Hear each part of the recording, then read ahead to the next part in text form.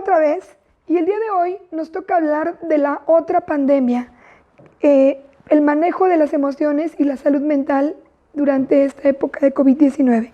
Y para esto tengo el gusto de presentar a nuestros siguientes ponentes, que es el doctor Amit Vega. Él es psiquiatra del Centro de Investigación de Salud Mental Global del Instituto Nacional de Psiquiatría Ramón de la Fuente. También tendremos al psicólogo Javier Enrique Torres García. Él es un psicólogo adscrito al Hospital Juárez de México, a la Unidad de Salud Mental, y es especialista en musicoterapia. Posteriormente tendremos a la maestra Violeta Vera Pérez. Ella es encargada de la Unidad de Salud Mental y especialista en terapia familiar. Y por último, tocaremos un tema con el psicólogo David Hernández Guzmán. Él es psicólogo adscrito a este hospital. A todos ustedes, bienvenidos.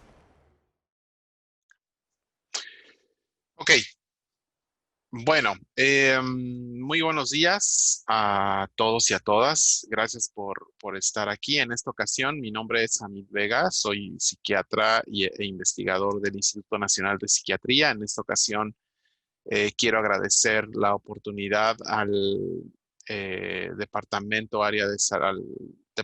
y Área de Salud Mental del Hospital Juárez de México por la invitación. Quienes me pidieron hablar un poco acerca del impacto que la pandemia del COVID-19 tiene en relación a los padecimientos psiquiátricos o desde el área de la salud mental. De manera muy breve, voy a exponerles de qué se trata este impacto para que podamos tener más o menos un panorama general. Entonces, es por todos nosotros sabido y lo hemos vivido durante todos estos meses que la pandemia del COVID-19, al ser una pandemia que fue muy abrupta, muy rápida y muy acelerada durante todos estos meses, tomó por sorpresa o nos tomó por sorpresa a todos los seres humanos de tal forma que el aprendizaje que hemos tenido a lo largo de todos estos meses y a lo largo de todas estas semanas, día con día va cambiando y día con día va siendo algo nuevo que se tiene que ir aprendiendo.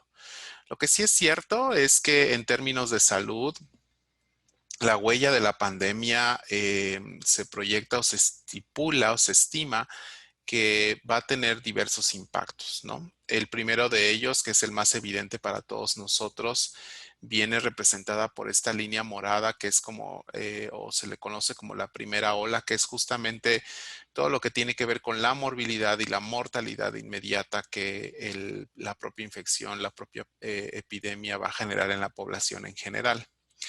La segunda ola, que es esta de color verde, básicamente tiene que ver con el impacto que va a tener con todos aquellos padecimientos que no son urgentes o que no son de prioridad para ese momento. Es decir, toda esta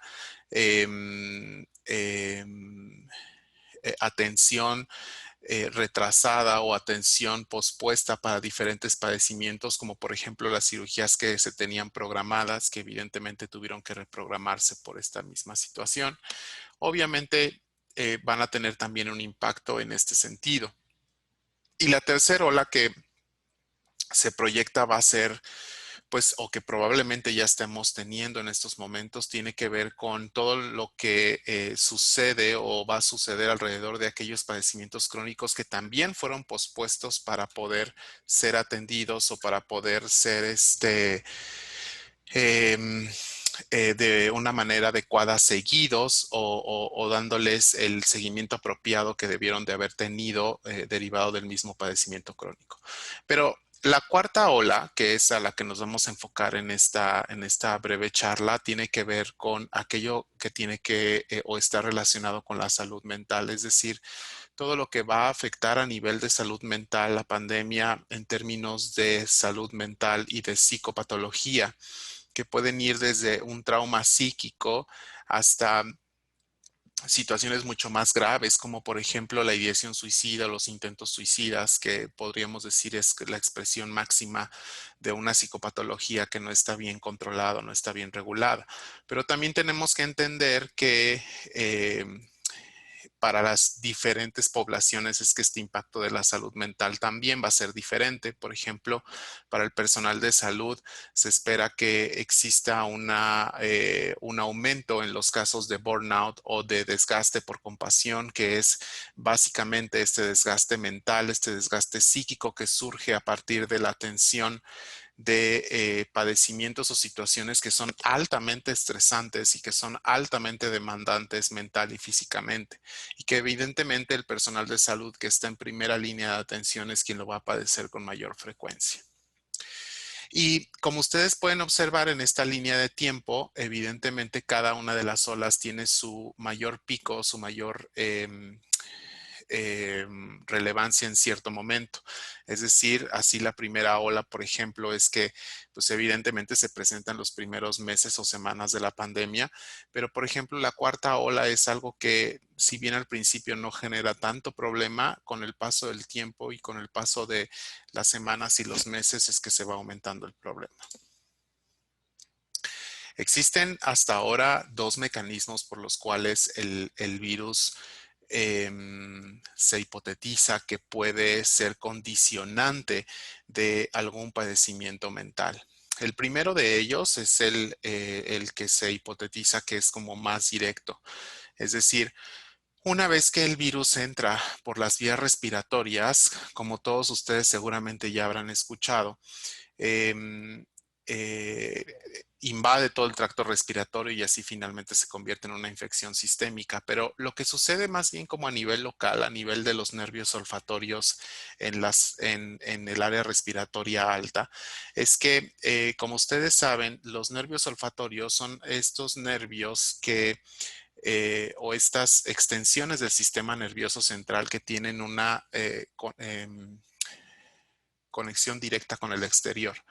Y lo que se hipotetiza es que este virus tiene una afinidad evidentemente por adherirse o pegarse a estos nervios olfatorios de tal forma que comienza una infección y una diseminación a través de la propia comunicación o de la propia, sí, comunicación neuronal a través de la corteza piriforme para así llegar al sistema nervioso central, no sin antes generar este síntoma que todos hemos escuchado y se ha reportado por varios y muchos de los pacientes que tienen la infección, que es la anosmia o la pérdida del olfato de manera temporal. Es cierto que también hay algunos estudios que reportan que varios pacientes una vez que se recuperan o una vez que remite la enfermedad, la infección, pueden llegar a mantener unos ciertos grados de anosmia mayores o menores, pero en algunos no hay una recuperación total. Lo que sí es cierto es que la invasión al sistema nervioso central, también como todos ustedes probablemente saben, genera una serie de síntomas propios de la función neurológica, como por ejemplo el mareo, el dolor de cabeza, pero también puede haber síntomas graves como una encefalitis aguda o una falla respiratoria por la infección e invasión directamente del centro respiratorio a nivel del sistema nervioso central. Y también se ha estipulado que esto es lo que puede generar también los síntomas psiquiátricos que pueden presentarse en algunos de los pacientes. ¿Cómo es esto? Finalmente, los sistemas noradrenérgicos, serotoninérgicos que tenemos dentro de nuestro sistema nervioso central, al ser o al verse interrumpidos de manera habitual por la presencia de una infección aguda, la respuesta inflamatoria que se genera alrededor evidentemente va a provocar que estos sistemas de neurotransmisores no funcionen de manera adecuada y entonces comiencen a aparecer una serie de síntomas, ya sea depresivos, ansiosos o incluso psicóticos en casos más graves, ¿no? Um, esto evidentemente también va a ser o va a aparecer en mayor o menor medida en aquellas personas que sean susceptibles a tener este tipo de síntomas si es que ya previamente padecían alguna o ya presentaban algunos síntomas de esta naturaleza. El segundo mecanismo que se propone es que al ser una infección sistémica, evidentemente toda la cascada inflamatoria que se genera en todo el organismo genera un aumento de citocinas de tal manera que para todo el organismo es un estado de estrés inmunológico que se va a ver representado y se va a ver manifestado por muchos síntomas sistémicos, evidentemente, pero la presencia tan elevada de la interleucina 1, interleucina 6 y el factor de necrosis tumoral alfa a nivel de sistema nervioso central, así como se ha visto en otros estados de estrés inflamatorio que son condicionantes de la generación de síntomas depresivos o síntomas ansiosos, lo mismo va a suceder con esta infección aguda y lo mismo puede generarse o provocarse con esta infección aguda. De hecho, se ha observado que este estrés inflamatorio agudo, lo que incluso puede condicionar es que la enzima indoleamina 2,3-dioxigenasa, que es una enzima que se encarga de degradar al triptofano, un péptido que es muy importante para la generación de serotonina, al no tener una función adecuada, la dioxigenasa, lo que sucede es que el triptófano no se degrada a serotonina y evidentemente la presencia de serotonina en el sistema nervioso central empieza a decrecer, lo cual se traduce normalmente en la aparición de síntomas depresivos ansiosos. Entonces, esta disregulación de la homeostasis sistémica al, al pasar o al también cruzar la barrera hematoencefálica que ayuda a la protección del sistema nervioso central es lo que va a generar o va a provocar como consecuencia diversas enfermedades cerebrovasculares que muchas veces son derivadas de una respuesta inflamatoria no controlada, una respuesta inflamatoria aguda.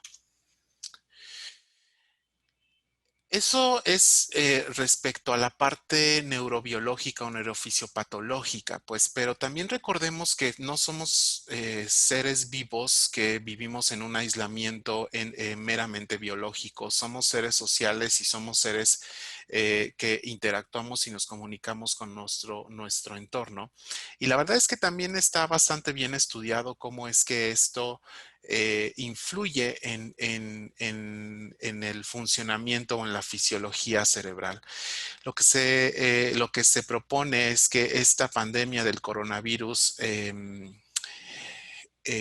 interviene en diferentes niveles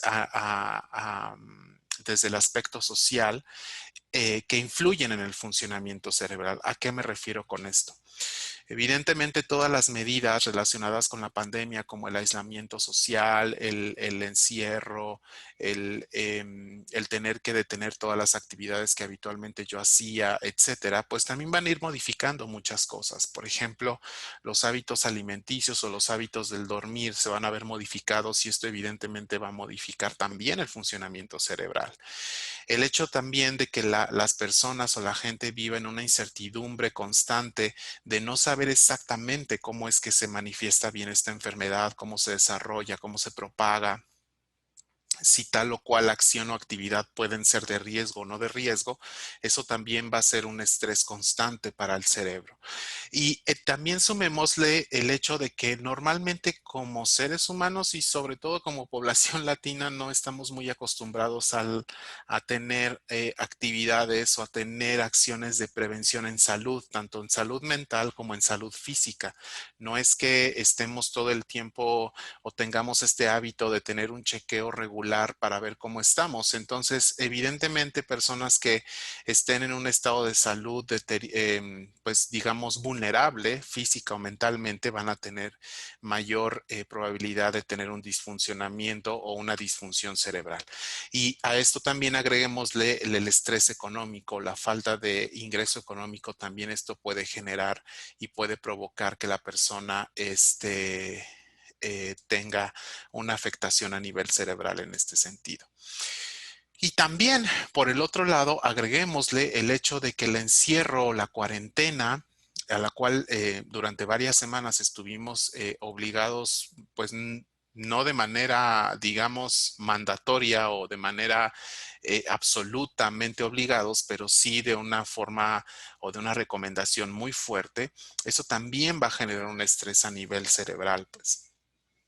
El, el hecho de que cambiaran las actividades de tener una vida o una rutina de cierta manera y después tener que quedarme quieto o no poder hacer absolutamente nada también va a generar este tipo de estrés. Y la desinformación a través de las redes sociales también es muy importante porque al final de cuentas eso va a ir aumentando también la incertidumbre, el estrés, la carga emocional que uno puede darle a esta situación en general. Toda esta serie de fenómenos a lo largo de estos meses se han estudiado en diferentes poblaciones a nivel mundial y estos porcentajes que yo les pongo aquí y estas causas que yo les pongo aquí son derivados de un estudio, de un metaanálisis que se hizo de los pocos o de los sí, pocos estudios que había habido hasta ese momento en junio de este año, en el cual se abordaron el impacto en salud mental a la población en general y encontraron en una muestra de alrededor de 10,000 personas, considerando que habían tomado varios estudios. Juntaron una muestra alrededor de 10,000 personas y encontraron en estos diversos estudios que los porcentajes de ansiedad eran de alrededor del 31%, de depresión del 33% y de estrés casi del 30% también. Entonces, como pueden observar, la prevalencia o presencia de estos trastornos mentales no es algo menor para la población general. Y el problema es que, como decía hace un momento, los seres humanos somos seres humanos, perdón, seres vivos sociales. Entonces, la distancia social, neurobiológicamente hablando y fisiológicamente hablando, también va a tener un impacto. Ya se tienen muchos estudios al respecto. Digo, no estoy diciendo que esto suceda o esté sucediendo derivado de la pandemia, pero en algunos otros estudios ya previos que se han tenido, se ha observado que el aislamiento social muy extremo, es decir, el que una persona se mantenga aislada socialmente, se ha relacionado con la presencia o que en algún momento tenga un infarto al miocardio, que tenga la deficiencia de su sistema inmune o que incluso el incremento en la probabilidad de que tenga una muerte prematura sea de hasta el 30%. Y esto es porque finalmente la sociabilidad de todos los seres humanos es muy importante también como parte de su salud. Si bien en esta gráfica lo que yo quise mostrarles es cómo es que como seres sociales en realidad en el 60% de nuestro tiempo en realidad lo dedicamos o lo invertimos socializando con las personas más cercanas, con las 15 personas más cercanas que tenemos, que normalmente es nuestra pareja o nuestra familia, y el otro 40% lo distribuimos en alrededor de 135 personas porque se estima que más o menos un ser humano en un determinado tiempo tiene la capacidad o tiene como sí, la capacidad de poder relacionarse con 150 personas al mismo tiempo, digámoslo así. Pero es cierto que el estar, perdón, que solamente con 15 personas es que socializamos el 60% de todo ese tiempo mayoritariamente. Y si una persona está aislada de estas 15 personas de manera absoluta y total por una situación de cuarentena o alguna cosa así por el estilo, el impacto que va a tener a nivel fisiológico y mental va a ser muy importante. Por eso es que se recomienda incluso, aunque pareciera una cosa medio de chiste, pero sí se recomienda que tratemos de mantener el contacto social con las personas que más cercanas son para nosotros a través de medios digitales, en determinado caso, pero de preferencia aquellos medios digitales que nos permitan ver la cara de la otra persona, porque eso es muy importante para este aspecto de la socialización entre nosotros como seres humanos. De ahí la importancia y la relevancia de los emojis, porque los emojis a través de estas comunicaciones virtuales que tenemos, en los cuales no estamos teniendo un contacto directo con la persona con la que estamos comunicándonos, los emojis nos ayudan a leer y a traducir como estas emociones y estos aspectos faciales que como seres humanos necesitamos reconocer de la otra persona para poder tener una buena vinculación social y una buena pertenencia social, pues.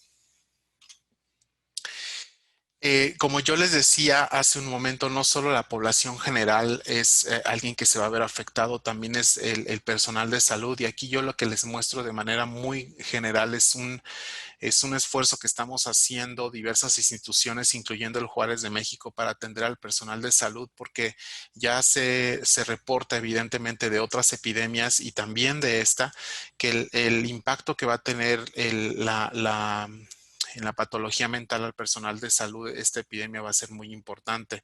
Así, por ejemplo, podemos observar cómo es que el porcentaje de padecimientos mentales en personal de salud de primera línea, o sea, aquellos que están en atención directa con el paciente con COVID-19, son los que van a tener los mayores porcentajes de las diferentes patologías. Y así está sucediendo en nuestra población de personal de salud en México. Estos son resultados de un cuestionario que se está haciendo en línea, que comenzó a hacerse en abril de este año, y este es al corte de finales de la segunda fase del confinamiento que se estuvo llevando a cabo en los primeros meses de este año. Pero como pueden observar, lo que yo quiero mostrarles aquí es que el personal de salud en primera línea es el más afectado. Y las mujeres, en comparación con los hombres, son las que también van a tener mayor dificultad o mayor presencia de padecimientos mentales. Y esto es muy importante para tener en cuenta y en el foco de atención, que ellas son las que van a necesitar, además del resto del personal de salud, atención en este sentido. A manera de conclusión, yo quisiera simplemente señalar algunos puntos que son importantes. Por supuesto que esta fue una visión muy general de lo que el impacto del coronavirus, de la pandemia del COVID-19 tiene a nivel psiquiátrico, a nivel mental.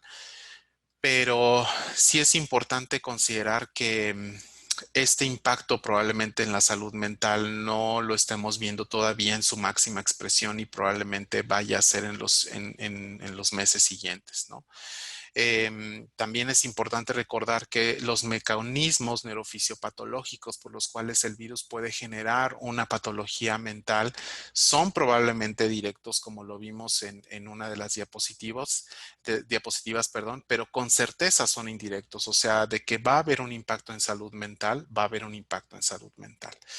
Las medidas preventivas de distanciamiento social podrían incluso también contribuir a este impacto en la salud mental, porque podrían tener un impacto mucho más allá de lo esperado, considerando que esta socialización que debemos o tendríamos que tener como seres humanos es muy importante, ¿no?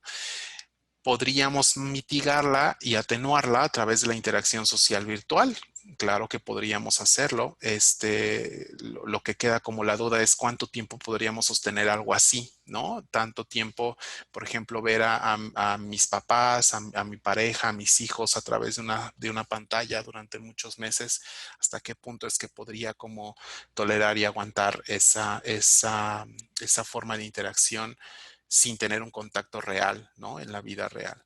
Y el personal de salud es muy importante también. Quiero que recordemos que está involucrado en la atención, es quien también se va a ver muy afectado por esta situación de la pandemia a nivel mental, y va a requerir de nuestra ayuda para poder afrontar todas las síntomas o todos los aspectos que puede llegar a tener en su salud mental.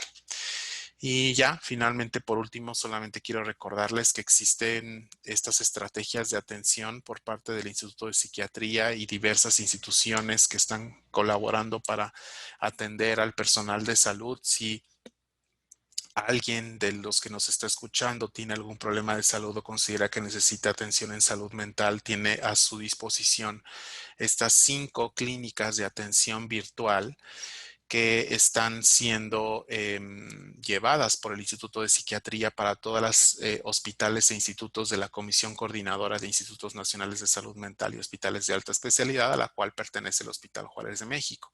Entonces pueden acceder a estas vías, a estas clínicas virtuales, y y también pueden acercarse a través de sus propios servicios de salud mental.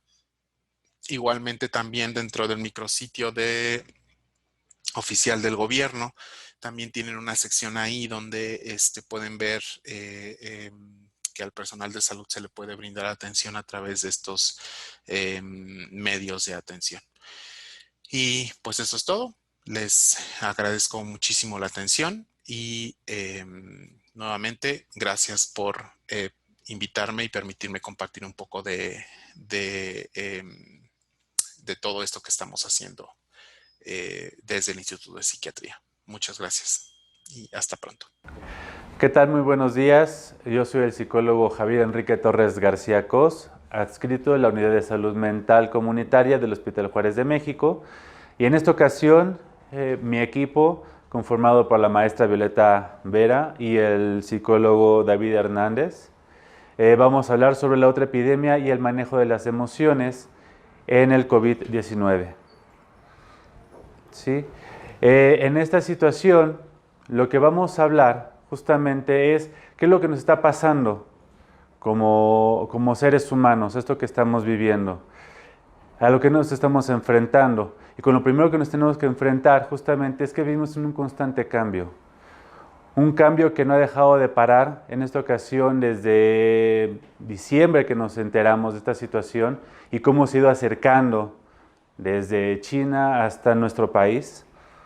¿Y esto qué nos ha provocado? Nos ha provocado incertidumbre, nos ha provocado que nos tengamos que enfrentar a circunstancias que no teníamos conocimiento, nos ha enfrentado a este cambio constante, a este movimiento de una imposibilidad de poder controlar lo que teníamos antes.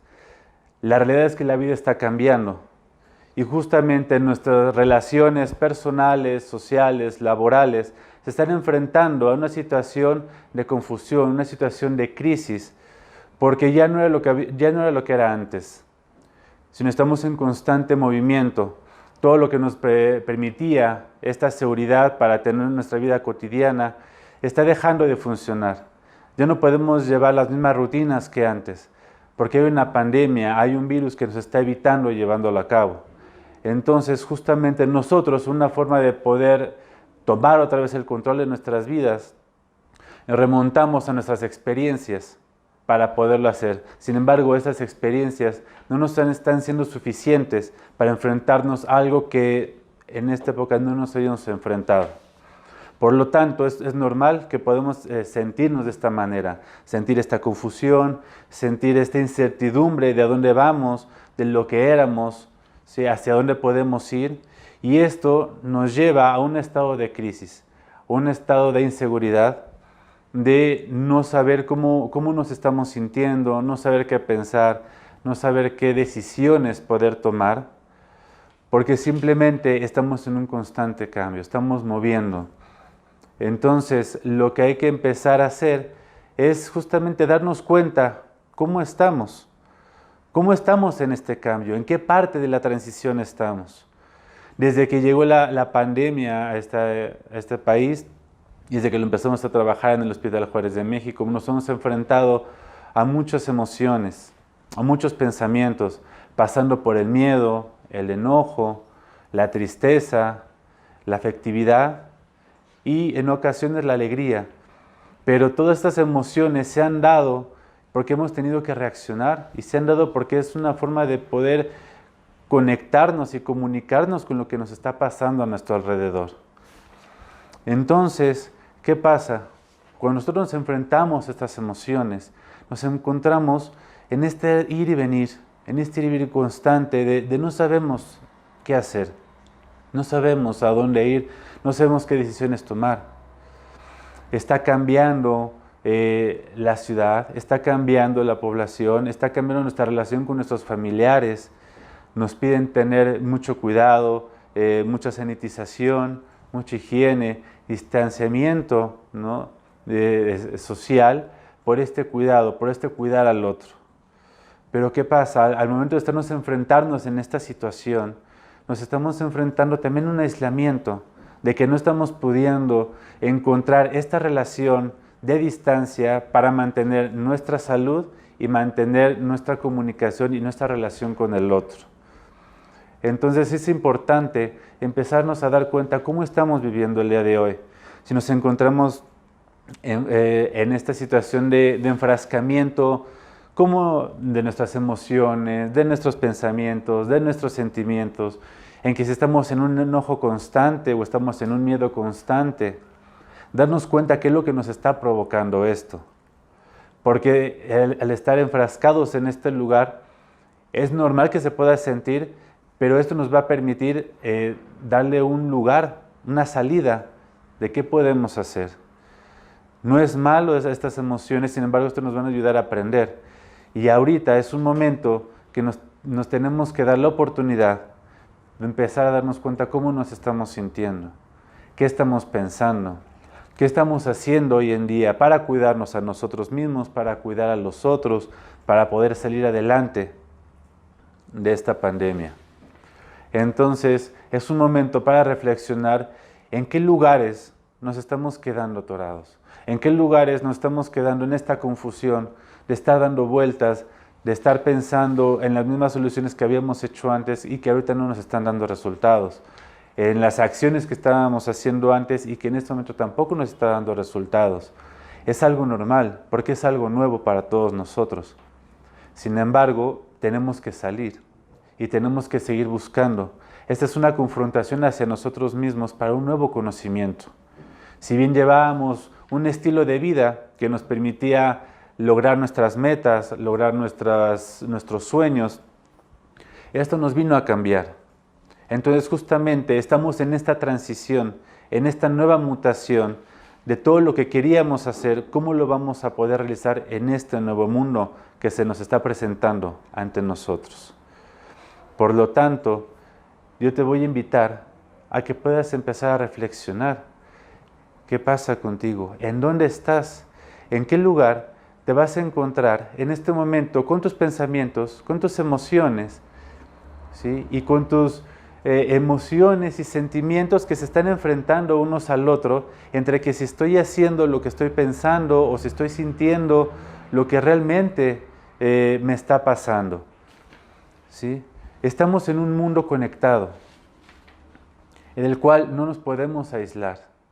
Este distanciamiento social es para cuidar de nuestra salud y cuidar de los otros, pero eso no implica que estemos aislados del mundo. El mundo está conectado todo el tiempo, está relacionado y todas las acciones que yo realice van a estar enfocadas en mi hacer, pero eso también va a estar reflejado o va a tener, va a vivirlo la otra persona también, ¿no? Nadie está fuera de esta situación. Entonces es momento de pensar en dónde estoy yo, cuál es mi relación con el otro, cuál es mi relación con mi entorno, de qué forma yo le estoy afectando, de qué forma yo le estoy ayudando. Porque de esta manera, una vez que podamos darnos cuenta, la pregunta fundamental es ahorita, ¿quién soy yo ahora? A través de esta pandemia, a través de esta experiencia. Estos 5 meses han sido de constante cambio y de constante confrontación de quiénes somos nosotros, de qué queremos, de qué podemos hacer. Y en este momento es validar todas nuestras emociones, validar todos nuestros sentimientos, incluso nuestros pensamientos, darnos cuenta de cómo lo estamos viviendo. Darnos cuenta de qué está en mis manos. En esta pandemia también nos ha dado mucho esta necesidad de ayudar al otro, de qué puedo hacer por el otro, del otro que está sufriendo, del otro que no le está pasando bien, del otro que tengo que cuidar. Y hay que recordar siempre que para ayudar al otro nos tenemos que ayudar primero a nosotros mismos. Para poder estar bien con el otro, primero tenemos que estar bien con nosotros mismos. Por lo tanto, es muy importante reconocer cómo estoy yo viviendo esta pandemia. ¿Qué tan difícil o qué tan fácil o qué tanto me estoy dejando fluir en esta situación? ¿Cuál es mi capacidad de flexibilidad para poder decir lo que yo quería hacer o lo que yo pensaba hacer es diferente ahora? Que lo que fui ya no lo soy, lo que quería hacer ahorita está cambiando y que ahorita la forma de poder llegar a esas metas tiene que cambiar. tiene que ser diferente porque el mundo está cambiando. Entonces hay que encontrar en nosotros mismos cuál va a ser esta flexibilidad, cuáles son estas emociones que nos van a ayudar a crecer y nos van a ayudar a podernos conectar con nosotros para poder empezar a tomar decisiones por nosotros mismos, por nuestros compañeros, por nuestros familiares, por nuestra sociedad. Entonces, justamente esta otra pandemia es cómo se está viviendo, cómo estamos viviendo nuestra situación hoy en día. Y cada uno de nosotros la va a vivir desde nuestra propia experiencia. Si bien todos podemos tener miedo, todos podemos tener tristeza, o todos podemos tener enojo, cada uno va a construir esas emociones a partir de su propia historia. Entonces es muy importante darse cuenta desde dónde estamos construyendo el mundo de ahora, desde dónde vamos a empezar a tomar nuestras propias decisiones y desde dónde nos vamos a empezar a reconocer.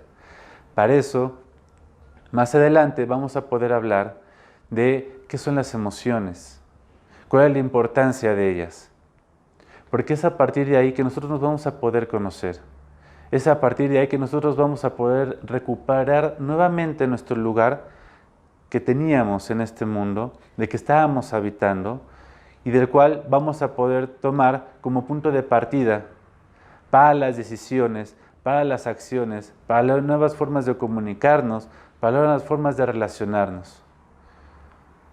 Pero con lo primero que tenemos que enfrentarnos y con lo primero que tenemos que hacer es valorar cómo estoy yo, valorar cómo me siento, valorar cómo estoy viviendo, si está siendo difícil, si está siendo fácil, si puedo hacer algo y principalmente qué está en mis manos.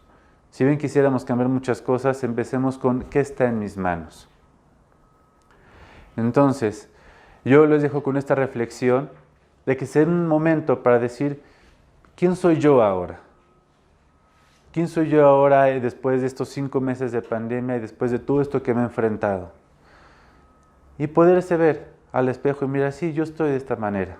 A partir de aquí, vamos a empezar con el reconocimiento de las emociones. Y justamente la siguiente plática va a ser con respecto a qué son las emociones y para qué nos van a ayudar, para que ustedes puedan tener herramientas y se puedan dar cuenta quiénes son ahora. Muchísimas gracias.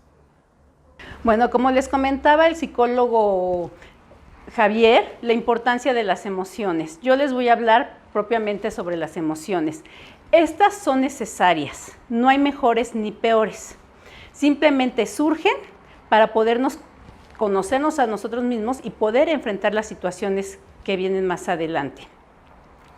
Y nos van a servir, si nosotros las sabemos manejar, nos van a servir para comunicarnos, para reflexionar, para podernos enfrentar a esta nueva situación como es la pandemia, para tener mejores relaciones con nuestros compañeros.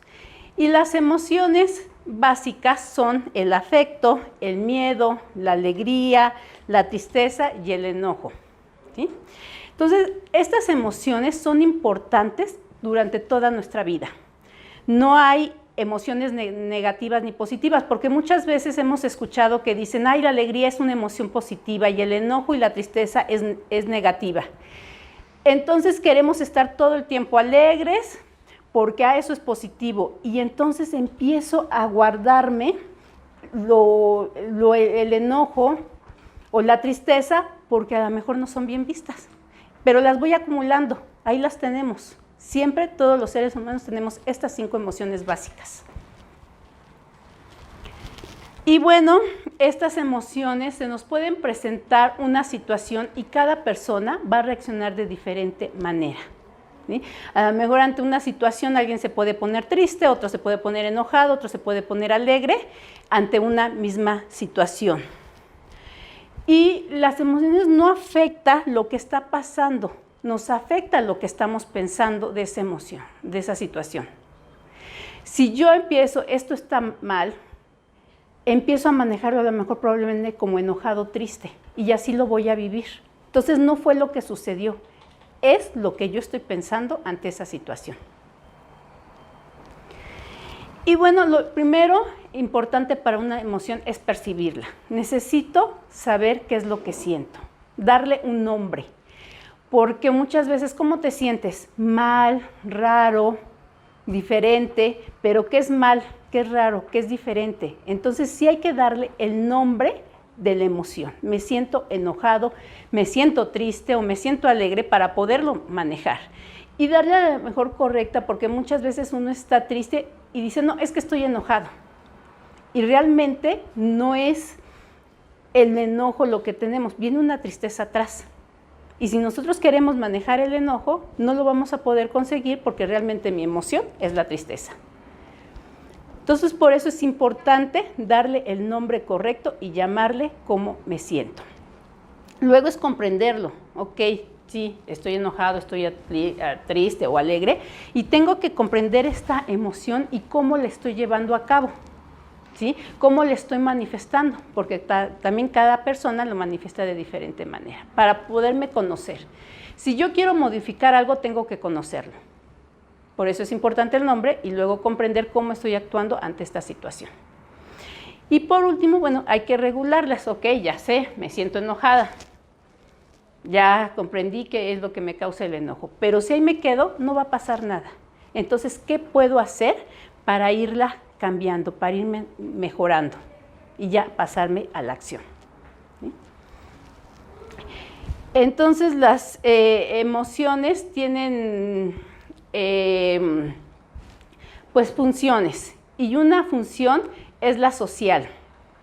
La social, esta nos va a permitir a no aislarnos, lo que comentaba mi compañero, no nos debemos de aislar. Es motivacional.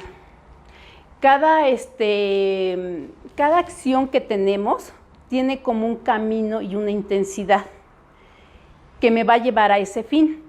Si yo me siento alegre, a lo mejor me va a motivar a hacer cosas que me van a favorecer.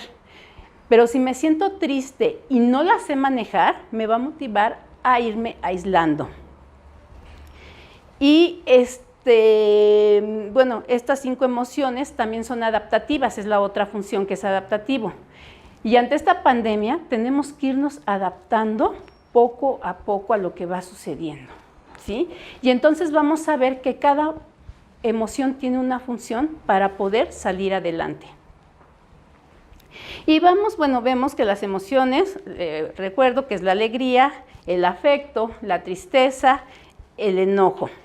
¿Sí? Y una no es mejor que otra. Vamos a empezar con la alegría. ¿Qué pasa cuando es la alegría y no la manejamos adecuadamente? Viene la parte de hipotermia. Entonces empiezo a tener una alegría así muy fuerte y entonces me puede desviar de mi objetivo. Algo importante, que no hay que tomar decisiones cuando tengo una emoción al extremo, porque me voy a dejar llevar por la emoción y cuando se pase la emoción me voy a arrepentir. ¿Sí? Por eso es importante el manejarlas para poder tomar decisiones. Si yo me voy a una alegría extrema, entonces no voy a manejar límites y voy a permitir todo. Y en todo debe de haber límites, en el amor, en la tolerancia, en todo. Entonces es importante este manejo. Pero si yo manejo adecuadamente la alegría, ¿qué va a pasar? Pues va a venir la creatividad. ¿Sí?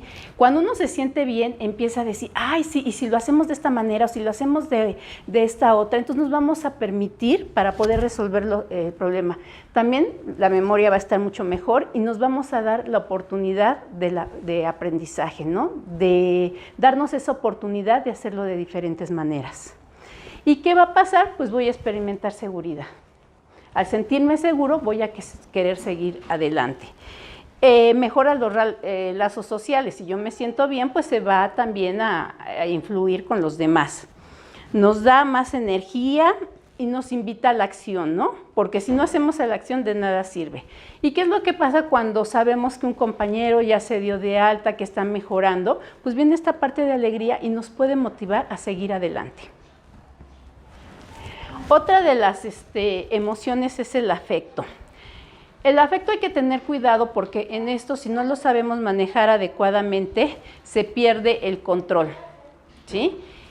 Voy a querer controlar a los demás o a otra situación que no esté en mis manos. Y entonces lo que puedo controlar, lo que esté en mis manos, no lo controlo. Ujú. Y entonces, al querer tener a todos aquí y querer controlar, pues viene la parte de los celos y llevarnos hasta la soledad. Y entonces aislarnos. Pero si el afecto lo manejamos adecuadamente, ¿qué pasa cuando estamos así? Mantiene la ilusión, nos sentimos ilusionados. Y al sentirnos ilusionados nos va a dar energía para poder seguir haciendo nuevas cosas y seguirnos enfrentando a la nueva situación. Empezamos a tener también este interés, sigue el interés por nuevas cosas o por lo que ya hacíamos. Y se desarrollan nuevas habilidades. A lo mejor la mayoría ha escuchado o uno mismo nos hemos dicho, yo no pensé hacer ciertas cosas. Todos tenemos herramientas internas. Nada más lo importante es permitirnos sacarlas para desarrollar estas nuevas habilidades. Otra emoción es el miedo. ¿Qué pasa con el miedo? Vamos a poner el ejemplo de la pandemia. Si yo no lo manejo adecuadamente, empieza una inseguridad. No, mejor no salgo, mejor me quedo en mi casa, ¿no? Llegar al terror, y el terror nos puede paralizar y no hacemos nada. Empezamos con preocupación, más que ocupación. Es decir, ¿qué es lo que puedo hacer? No me quedo y empiezo a crear nuevas historias que a lo mejor nada más están en mi cabeza. Y empiezo a desconfiar y puedo frenar todo lo que yo tenía que hacer. Todos mis proyectos los puede frenar. También si nosotros no sentimos miedo, no pasa nada, ¿no? O sea, si yo no tuviera miedo del virus, diría, pues ¿para qué me pongo el cubrebocas, no? ¿Para qué la sana distancia? ¿Para qué me estoy lavando las manos? Que esas son las historias que muchos han estado hospitalizados que nos comentan, yo no tenía miedo. Y entonces, cuando tenemos miedo, pero lo sabemos manejar adecuadamente, va a contribuir a la diferenciación del peligro, ¿sí? Va a aportar prudencia. Entonces, yo le tengo miedo a esta situación, a este virus, pero voy a manejarlo esto adecuadamente. Y entonces me voy a lavar las manos, me voy a poner el cubreboca, la sana distancia, seguir todas las indicaciones, y este miedo lo puedo utilizar para sobrevivir. El enojo es otra emoción. Si no lo manejo también de forma funcional, me puedo sentir frustrada, ¿no? Y el enojo es cuando algo no me está saliendo como yo esperaba o siento que los demás están en contra mía. Y entonces va a dificultar el proceso cognitivo. En un momento estoy tan enojada que yo ya no voy a pensar, no quiero saber nada, no me doy la oportunidad de nuevas opciones, ¿no? Puedo estar irritable, y al estar irritable, ¿qué va a pasar? Voy a volcar el enojo con las personas que están cerca de mí. En mi familia, con mis hijos, con mis compañeros de trabajo. ¿Y qué va a pasar si empiezo a volcar este enojo con ellos? Pues voy a empezar a tener dificultades en las relaciones. Pero si este enojo lo manejo de manera funcional, todo este coraje, toda esta energía que yo siento, puedo utilizarla para decir, ya no puedo más, necesito salir de esta situación. Y entonces esa energía me va a ayudar para salir de esa situación que yo no estoy. Muy importante saber qué es lo que también está en mi control y qué no. Y volcar toda esa energía en lo que está en mí para poder salir. Y bueno, esto también me va a ayudar a la sobrevivencia. Y la otra, la tristeza, pero no menos importante. ¿Qué pasa con la tristeza? Pues nos va a limitar la acción, ¿sí? Me voy a empezar a sentir tan triste que voy a empezar con el desánimo, ¿no? O ver las cosas de forma pesimista. No, todo está mal, todo pasa de esta manera. Entonces no voy a seguir adelante y me voy a empezar a aislar hasta llegar al abandono, primero de los demás y luego conmigo misma. Pero también la tristeza la podemos manejar para que nos ayude ante esta situación.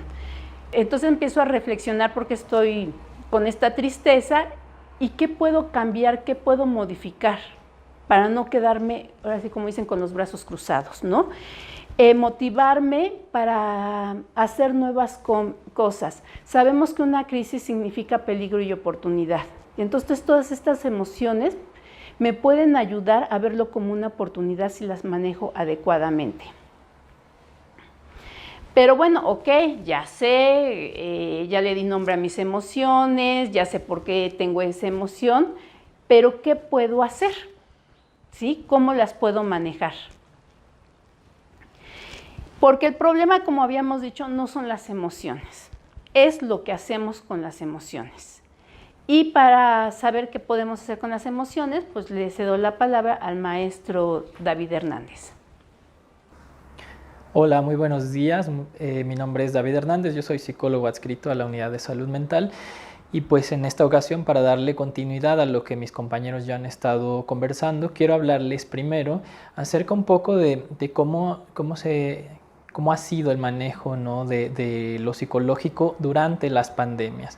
Entonces, para empezar, tengo que contarles que finalmente los métodos actuales o contemporáneos que se han utilizado para manejar las pandemias han sido principalmente métodos conductuales que tienen que ver, por ejemplo, con el uso de vacunas, de programas de adherencia a higiene, de prácticas de distanciamiento social o confinamiento. Sin embargo, si queremos entender la psicología de las pandemias, tenemos que hablar también de otros factores que contribuyen a cómo las personas nos enfrentamos a las situaciones de crisis como en este momento. Tenemos que recordar también que una pandemia no es solo una situación o un evento donde un virus se disemina a través del mundo, sino que son eventos en los cuales las conductas de las personas interfieren o promueven ciertos cambios en la forma en la que se diseminan y se controlan estas situaciones. Así que entonces tenemos que hablar de qué sucede cuando existe una crisis como esta. Para hablar de esto tenemos que recordar que los estresores principales asociados con una pandemia tienen que ver principalmente con el sentido de urgencia, la incertidumbre, el no saber qué es lo que va a suceder, cuántos olas o picos de contagio pueden suceder en el futuro, así también como el riesgo real a la salud que existe y que tenemos que considerar a la hora de ver cómo es que las personas estamos reaccionando frente a esto, ¿no? Las prácticas de distanciamiento social, tenemos que entender también que, como bien lo sabemos, nuestras relaciones sociales no son un lujo, sino que son una necesidad para la sobrevivencia. El hecho de que se pierdan empleos, el hecho de que haya pérdida de seres queridos, de la seguridad laboral, etcétera, todo esto enmarca una situación en la que va a haber reacciones que pueden ser naturales, pero que pueden también transformarse en situaciones poco adaptativas. Y es aquí donde tenemos que poner especial énfasis para poder hacer alguna intervención que nos permita poder solventar lo que estamos nosotros viviendo.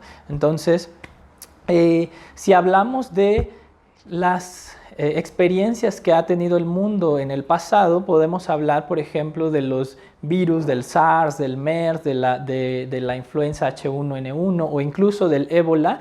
Las investigaciones a nivel mundial nos han enseñado que las personas reaccionamos elevando, por ejemplo, sensaciones de miedo, de ansiedad, de angustia.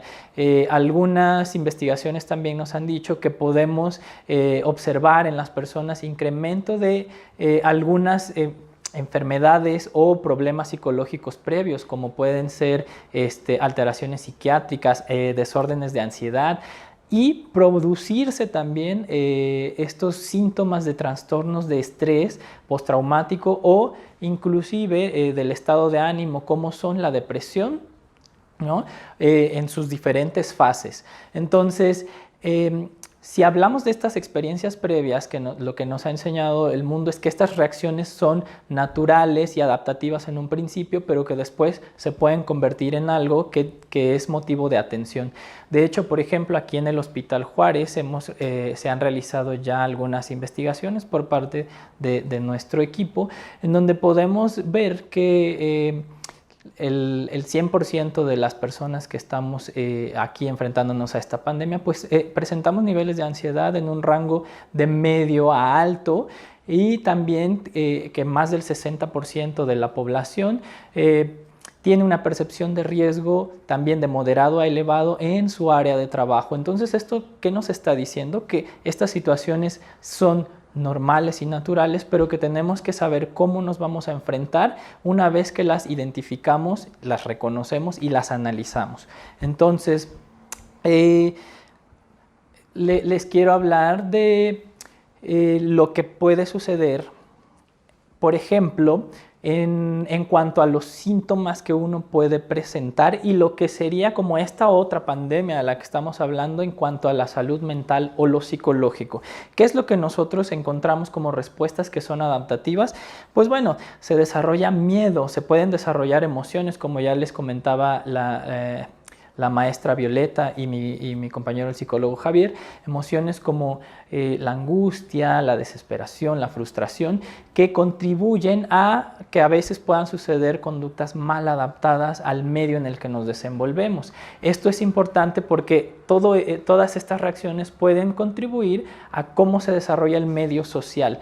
Les quiero hablar también, por ejemplo, de que puede existir sensaciones de tristeza, de duelo, pero es curioso, por ejemplo, que algunas investigaciones aquí en México nos hablan de que a raíz de esta crisis se ha incrementado en un 20% el número de denuncias por violencia doméstica y familiar, ¿no? Que tiene que ver con el desarrollo, el cambio en las emociones que existen después de enfrentarnos a una crisis. También sabemos, la organización Save the Children, por ejemplo, nos dice que el 25% de los niños, que en una investigación que hicieron, presentan síntomas de ansiedad elevada. Y esto es importante porque sabemos que una experiencia adversa durante la infancia puede condicionar el desarrollo de otras características psicológicas en el futuro, como pueden ser desórdenes de personalidad, pueden ser trastornos de ansiedad, pueden ser trastornos del aprendizaje,